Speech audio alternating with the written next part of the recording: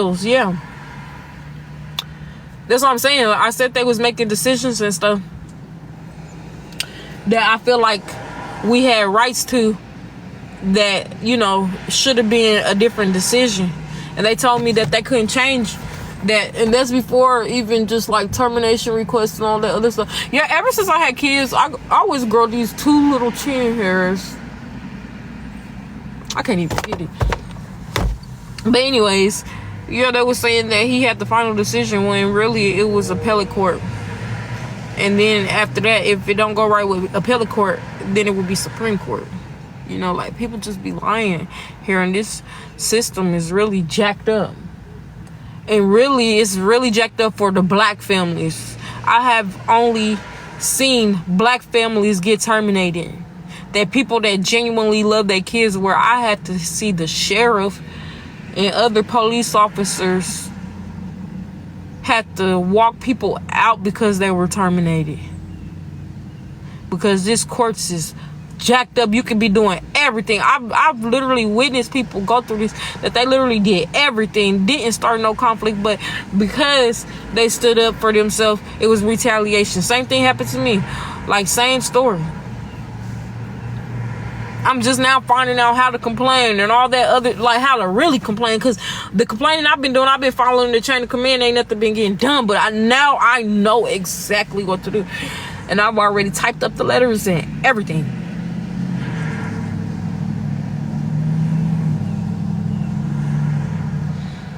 I was told 2 years, but I don't know. That was never told directly to me by them, but somebody that I know told me that. And then they claimed that I was dishonest. I'm a dishonest person when I have never even lied to them. There's no reason to lie to them. Like, they sat here and said I said stuff that I never even said. And then, like, said I'm a liar. If I'm a liar, then why would when I had my son in Illinois, and that was an accident, by the way, he came 2 months early. When I had my son, on the paperwork, before I even ever went live or anything, on the paperwork, it asked, have you had a previous DHS case or not? I put yes. They're the ones who called DHS. Why y'all saying I tried to run off? Never tried to run off. Never gave that. I circled yes, and they called DHS. I was told by another DHS worker, if I never wrote that down in the hospital, they would have never knew that I already had the baby. Y'all could say, oh, I saw the bracelet. I didn't have to go live that day. I had already told them, and I already figured that at that time they never told me that he was going to get taken, so I didn't assume that was going to happen anyways. Because from my understanding, my attorney said they wasn't going to bother it, but they wanted me to relinquish my rights if they wasn't going to bother it. So I didn't know what was going to happen, honestly. Because he never experienced domestic violence, you know. But the DHS worker told me, like, had I not circled that and stuff, I could have got away with raising my baby and nobody would have known when I had him. And I didn't even do that. That didn't even cross my mind to do that. My mama told me to walk with integrity, and she has taught me that, and I most definitely did that.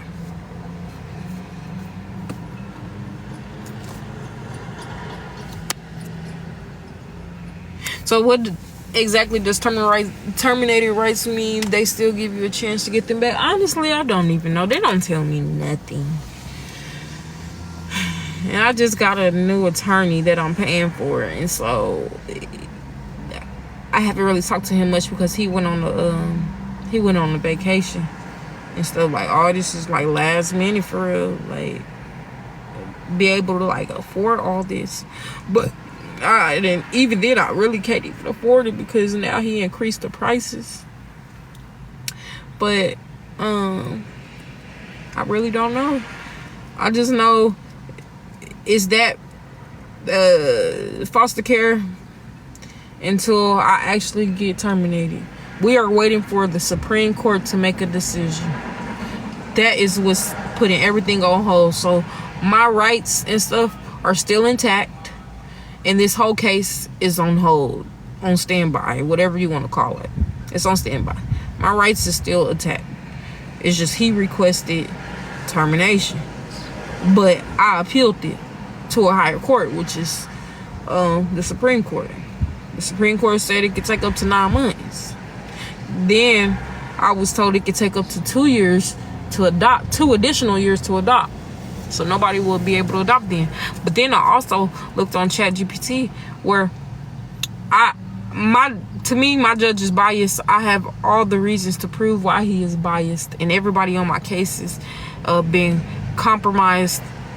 I've been compromised on this whole case, whatever, because none of them like me based off of what was said about me, when they never let me talk or anything to even hear both sides. They only want to hear one side and stuff. So I was told, like, I found out that I'm able to appeal it after that, or even later down the line, I could still be getting myself together and stuff. If they feel as though it's concerns now, later on, when I get myself together, I can go back and request to reopen the case, and there's so many other things that I can do. So I'ma just, even if they don't feel like I'm ready now and stuff, because I think mental health is the only thing that they concerned about now, is like my anger. But that's only because they're doing stuff to me. I'm not like this on a day-to-day basis. If my kids was here, what reason is there to be angry? They are my joy. They are my joy. I have never been like, what's messed up is they've never been abused. They've never been hungry or anything like that. They always look good. Y'all can just go look on my Facebook to go look that they've always looked good. I made sure that my kids always dress nice. I never dress better than them. They always up there with me. Like, if I'm dressing good, they gonna be just as great. And then their daddy got money, so then he would do for them as well.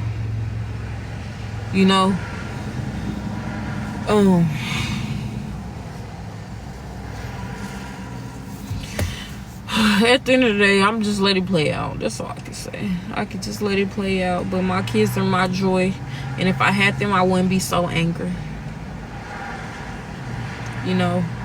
They took kids that were perfectly fine. Yes, I made some decisions. I could have still took a class, but then they still could have, found a way for me to get my kids back and figure out how I can help me to prevent what was happening in the first place. Instead of, they were so intact and in tune with me and my sister drama that they couldn't even focus on why we was really in this situation in the first place.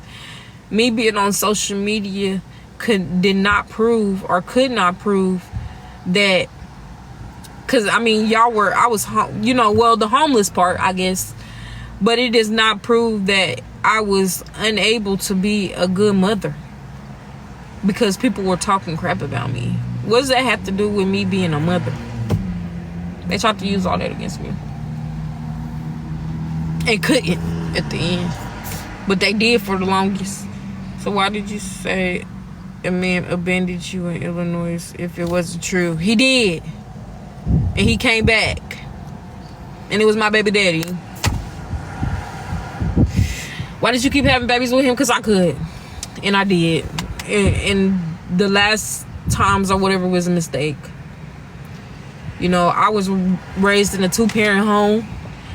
And I felt as though that I can change him. Like, I don't know. Like, part of me was stuck on the way that the man that he was. So that's what made me stay so long, as well as y'all know that he gave me an incurable STD. And so that played the role as well, is the incurable STD. But it's so crazy how many men would still want to mess with you even after knowing that. That's what, like, questions me. And then, like, sometimes I was scared. I ain't gonna lie, I was scared.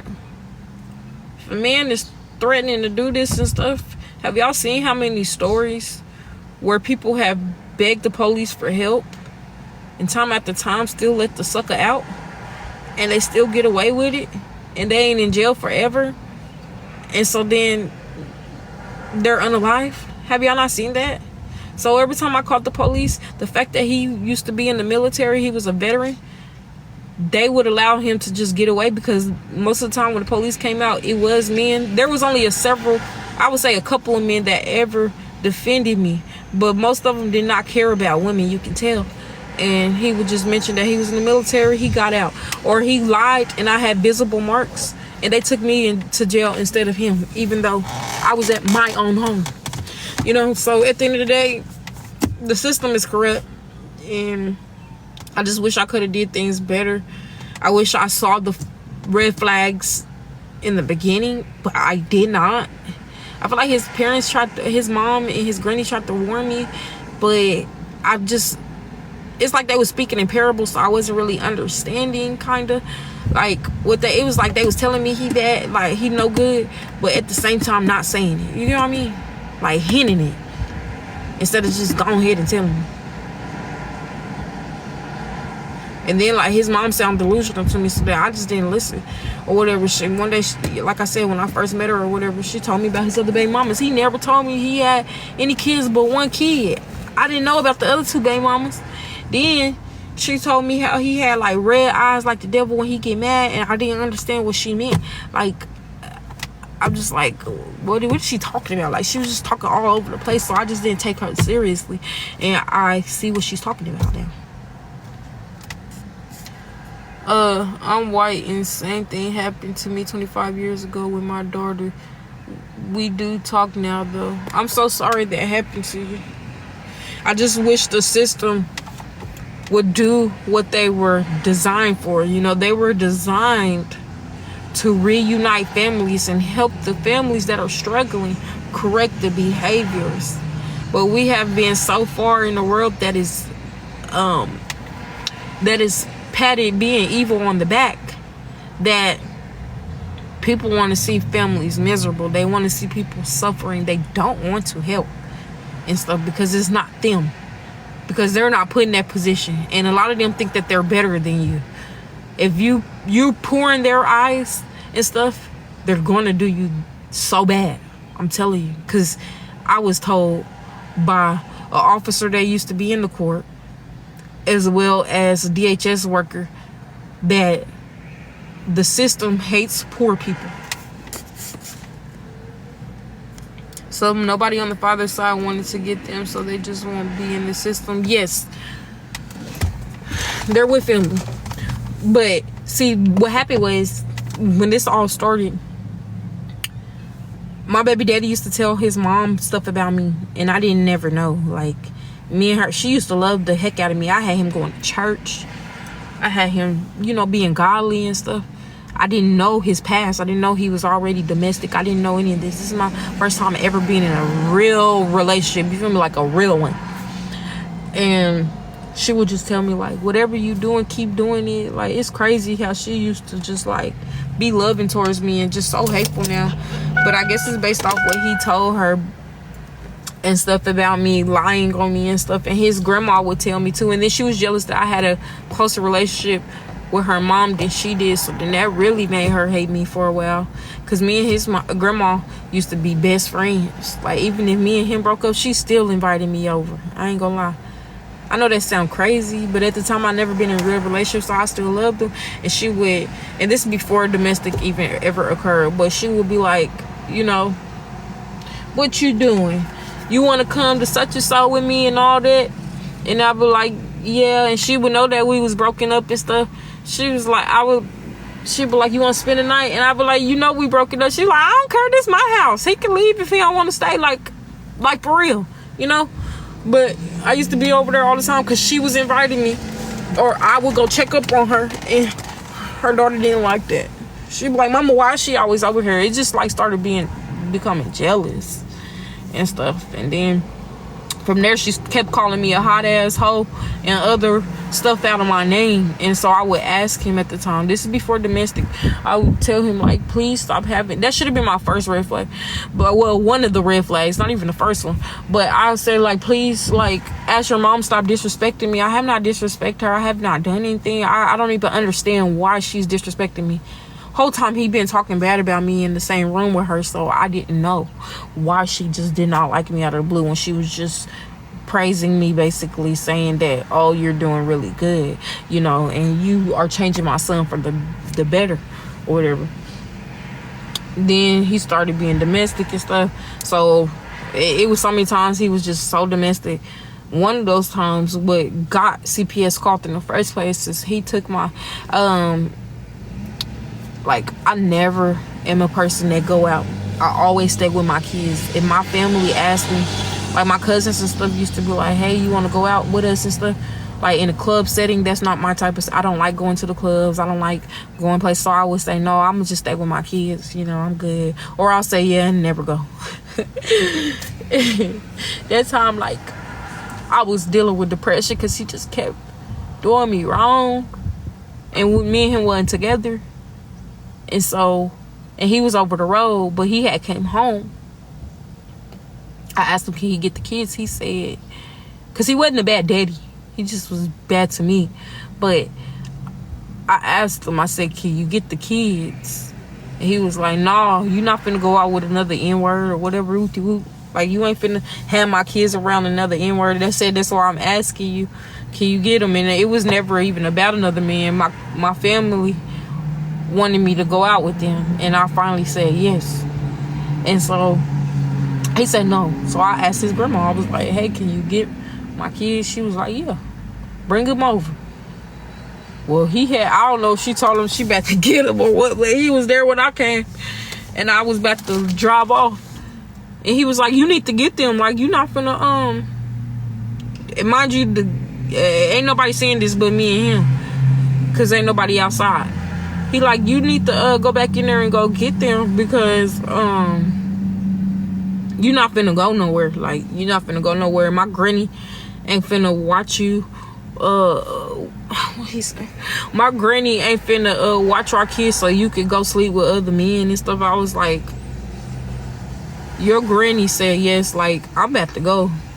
He got mad, opened my door, took my key out the ignition, started running. So I had put my car in park, and then I was chasing him. So we ran about a mile and a half. I couldn't run no more. It's like, man, F it, I'm about to just call the police. I should have just called the police in the first place, but like, I just like, heck no, I don't know what he about to do with my key, because he done broke my phone so many times. He never took my key, so I was scared. And I'm like, I need this, you know, to go to work and, you know, stuff like that. So then he took my key. I called the police. His granny called and said the police at her house or whatever. Even though this, well, anyways, you know, said that the police at her house. She called his mama and said that. And so his mama came. Thought she was gonna fight me, but the police already came and was like, she need to get back in her car and stuff. And because she was talking crazy and all that other stuff, I just said, hey, he got my key. They found them. No, he called his mama. My bad. He called his mama and told her, like, hey, she about to have the police called on me or whatever. And so she came trying to fight me and stuff. And like, she literally pats him on the back for the wrong stuff that he do. That's why he won't stop doing it, you know.